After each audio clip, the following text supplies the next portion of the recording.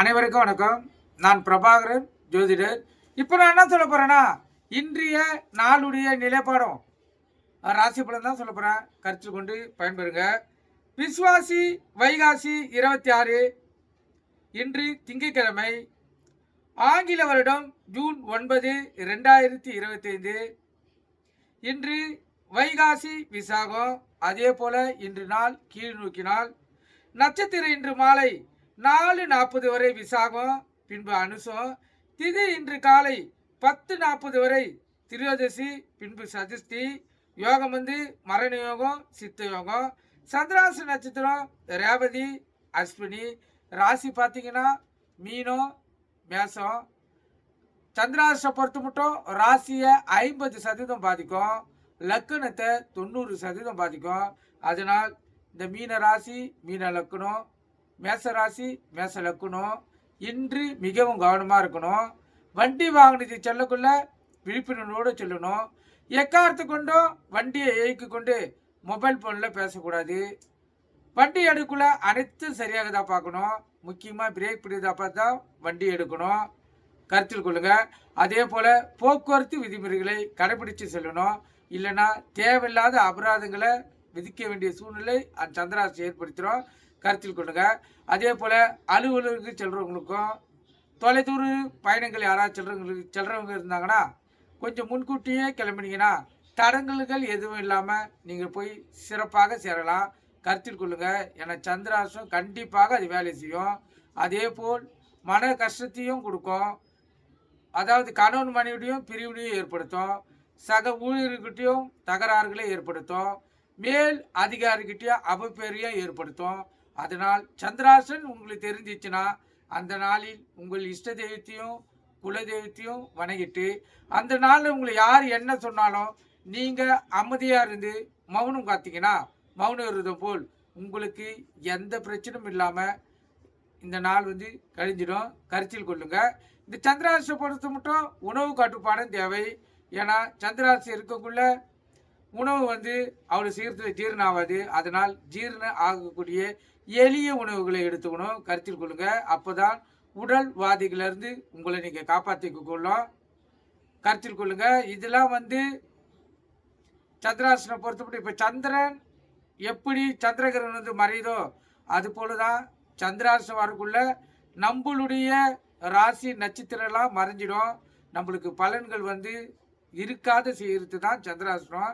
அதனால் நம்ம இஷ்ட தெய்வத்தையும் குல தெய்வத்தையும் வணங்கக்குள்ள அவங்க நம்மளை காத்திருவார்கள். கருத்தில் கொள்ளுங்க. நல்ல நேரம் காலை 6:30 to 7:30, மாலை 4:30 to 5:30. கௌரி நல்ல நேரம் காலை 9:30 to 10:30, மாலை 7:30 to 8:30. இந்த கௌரி நல்ல நேரத்தில் சாந்தி முகூர்த்தம் அமைப்பது சிறப்பு. குழந்தை பாக்கியம் இல்லாதவங்க பயன்படுத்துறவங்க சிறப்பு. குழந்தை பாக்கியத்துக்காக முயற்சி செய்திருங்கள். அந்த பெண், அதாவது வீட்டு பெண்மணி அம்மா தலைக்கு குளித்து 12ஆம் நாள், 14ஆம் நாள், 15ஆம் நாள், 16ஆம் நாள், 18ஆம் நாள் இந்த நாள்லாம் கணவன் மனைவி இருந்தாங்கன்னா அவங்களுக்கு 100% குழந்தை பாக்கியம் ஏற்படுறதுக்கு அதிக வாய்ப்பு இருக்குது. ஏன்னா அந்த நாளில் கருமுட்டைகள் முழு வளர்ச்சி அடைஞ்சிருக்கும். கருத்தில் கொள்ளுங்க. இது ஜோதிட சாஸ்திரத்திலும் சரி, ஆராய்ச்சியிலும் சரி, இது நிரூபிக்கப்பட்ட உண்மை. கருத்தில் கொள்ளுங்க. குழந்தை பாக்கியம் வேணுன்றவங்க கரெக்டாக அந்த நாளில் இணைஞ்சிங்கன்னா கண்டிப்பாக உங்களுக்கு குழந்தை பாக்கியம் ஏற்படும். உடல் ஆரோக்கியத்தை முதல் முக்கியம். உடல் ஆரோக்கியமாக இருக்குதா பார்த்துங்க. அப்போ தான் குழந்தை வேணுன்றவங்க கருத்தில் கொண்டு நீங்கள் பயன்பெறுங்க. அதாவது இப்போ ஆண் மகனாக இருந்தால் அவர் ஏதாவது போதைக்கு அடிமையாக இருந்தால் குழந்தை வேணும்னு நினைத்தா அந்த போதையெல்லாம் நிறுத்தி நிதானமாக இருந்தால் தான் குழந்தை பிறக்கும். இல்லை குழந்தையே வேணும், நான் இந்த போதைக்கு அடிமையாக தான் இருப்பேன்னா அதுக்கு வாய்ப்பு கம்மி. குழந்தை பாக்கியம் உங்களுக்கு குழந்தை செல்வம் கிடைக்கிறது கஷ்டமாயிடும். கருத்தில் கொள்ளுங்க. அதே போல் அந்த பெண்மணி அம்மா பார்த்தீங்கன்னா உணவு கட்டுப்பாடு தேவை. இந்த சிக்கன், அதான் கோழிக்கறிலாம் சாப்பிட்றதெல்லாம் தகுத்துடணும் குழந்தை பிறக்கிற மட்டும். அதுக்கப்புறம் நீங்கள் எது வேணால் உணவு எடுத்துக்கலாம். குழந்தை பொறுக்கணும்னு நினைக்கிறவங்க சரியான உணவு முறைகளை, சரியான உடற்பயிற்சிகளை செய்தால் தான் குழந்தை பாக்கியம் ஏற்படும், கருத்தில் கொள்ளுங்க. ஏன்னா இந்த காலகட்டத்தில் உணவு மிகப்பெரிய பிரச்சனையாக இருக்குது. குழந்தை பாக்கியத்துக்கு நீங்கள் கருத்தில் கொண்டு நீங்கள் பயன்பெறுங்க. ராவு காலம் காலை 7:30 காலை 7:30 to 9, யமகண்டம் காலை 10:30 to 12, குளிகை மதியம் 1:30 to 3, சூளம் வந்து கிழக்கு. சூளம்னா கோயிலுக்கு போனால் விளக்கு ஏற்றுறது, கற்பூரம் ஏற்றுறது, அது கிழக்கு சைடு பார்த்து ஏற்றணும். அதே போல் குளிகன்னா மாந்தின்னா குளிங்க. இப்போ தமிழ்நாட்டை பொறுத்த மட்டும் குளிகன்னு தெரியும், கேலண்டரை போட்டிருக்காங்கன்னு, அதுதான் மாந்தின்னு சொல்லி தெரியாது. ஆனால் இப்போ விழிப்புணர்வோட அனைவருக்கும் சேர்ந்து மாந்தின்ற ஒரு கிரகம் இருக்குதுன்னு அனைவருக்கும் இப்போ அதாவது ஓரளவுக்கு தெரிஞ்சுக்கிறாங்க, கருத்தில் கொள்ளுங்க. முழுக்க முழுக்க மாந்தி கேரளாவில் தான் ஒரு ஜாதகத்திலையும் குறிச்சிருப்பாங்க.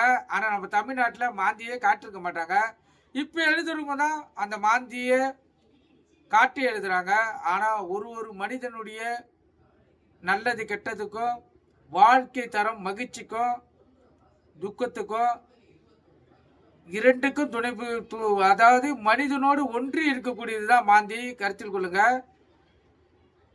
அது ஒரு இருள் கிரகம். அது எந்த கட்டத்தில் இருக்கிறதோ அந்த கட்டத்தை அதை பாழாக்கி அந்த உறவுகளை இருளாக்கி விட்டுரும், கருத்தில் கொள்ளுங்க. அது தசாபுத்தி வராது மட்டும், அதாவது மாந்திக்கு சாரம் கொடுத்த நட்சத்திரம் இப்போ திருவோண நட்சத்திரம்னா சந்திரன் தான் அதுக்கு அதிபதி. அவருடைய தசை அந்த ஜாதகருக்கு வந்துடுச்சுன்னா அந்த மாந்தி அந்த தசை மூலியமா அது வேலை செய்ய ஆரம்பிச்சிடும், கருத்தில் கொள்ளுங்க. அந்த தசை வரலைன்னா மாந்தி தாக்கம் அதிகமாக இருக்காது, ஆனால் இருக்கும், கம்மியாக இருக்கும், கருத்தில் கொள்ளுங்க.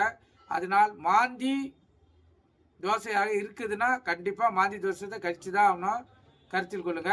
மாந்தி தோசத்தை திருவேலங்காலில் கழிக்கிறாங்க. அதாவது திருவள்ளூர்லேருந்து 5ஆம் ஸ்டாப்பிங் ட்ரெயின் ஸ்டாப்பிங்லேருந்து அங்கே போனீங்கன்னா சனிக்கிழமையில் போனீங்கன்னா மாந்தி தோசத்தை கழிச்சு விட்றாங்க. மாந்தி தோசை கழிச்சுட்டா வாழ்க்கை சிறப்பாக இருக்கும், எந்த பிரச்சனையும் இருக்காது. திருமணம் ஆகிறதுக்கு முன்னாடியே இப்போ 18 வயசு 19 வயசு குழந்தைக்கு இருந்துச்சுன்னா, அதான் பசங்களுக்கு அப்பயே கழிச்சிட்டிங்கன்னா வாழ்க்கை சிறப்பாக அமையும். நீங்கள் கருத்தில் கொண்டு நீங்கள் பயன்பெறுங்க. இப்போ ராசி பலன் பார்க்கலாம். முதல் ராசி மேசராசி. மேசராசியை பொறுத்த மட்டும் நாள் சுமார்.